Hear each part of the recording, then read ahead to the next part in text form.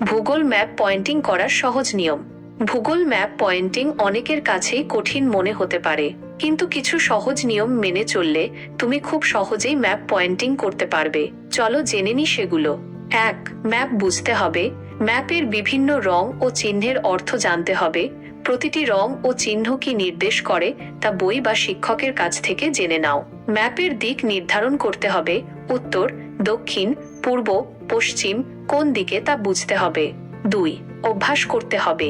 নিয়মিত ম্যাপ দেখে ও পয়েন্ট করে অভ্যাস করতে হবে। প্রথমে ছোট ছোট অংশ থেকে শুরু করে ধীরে ধীরে পুরো ম্যাপ মুখস্থ করার চেষ্টা করতে হবে। ম্যাপের বিভিন্ন অংশের নাম জোরে জোরে বলতে হবে, এতে মনে রাখা সহজ হবে। 3. ম্যাপকে ছোট ছোট অংশে ভাগ করে পড়তে হবে। সারা দেশের ম্যাপকে ছোট ছোট রাজ্য বা অঞ্চলে ভাগ করে পড়লে সহজ হবে। প্রতিটি অংশের গুরুত্বপূর্ণ স্থানগুলি মুখস্থ করতে হবে। 4. ম্যাপের সাথে অন্যান্য বিষয়ের সম্পর্ক স্থাপন করতে হবে।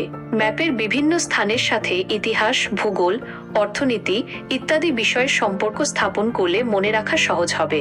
উদাহরণস্বরূপ, কোন নদীর তীরে কোন শহর অবস্থিত, কোন পর্বতের পাদদেশে কোন ফসল চাষ হয় ইত্যাদি। 5.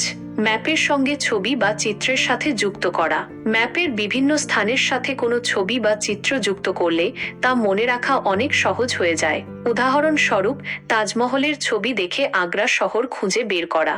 6. ম্যাপের সাথে গান গাওয়া বা ছড়া বানানো। ম্যাপের বিভিন্ন স্থানের নাম নিয়ে গান গাওয়া বা ছড়া বানালে মনে রাখা অনেক সহজ হয়ে যায়। এতে পড়াগুলো মজার হয়ে উঠবে এবং তুমি তা আরো সহজে মনে রাখতে পারবে। 7. অন্য কারো সাথে ম্যাপ পড়া শেয়ার করা। অন্য কারো সাথে ম্যাপ পড়া শেয়ার করলে তুমি তা আরো ভালোভাবে মনে রাখতে পারবে এবং তোমার বোঝার ক্ষমতা বাড়বে। একজন অন্যজনকে প্রশ্ন করতে পারে। মনে রাখবে, নিয়মিত অনুশীলন করা খুবই জরুরি। ভুল করার ভয় পাবেন না। আনন্দ করে ম্যাপ পড়া শিখো। এছাড়াও তুমি ভূগোলের কোনো ক্লাসে যোগ দিতে পারো, ভূগোলের কোনো টিউটরের কাছ থেকে শিখতে পারো, ভূগোলের কোনো অনলাইন কোর্স করতে পারো। আশা করি এই তথ্যগুলো তোমার জন্য উপকারী হবে।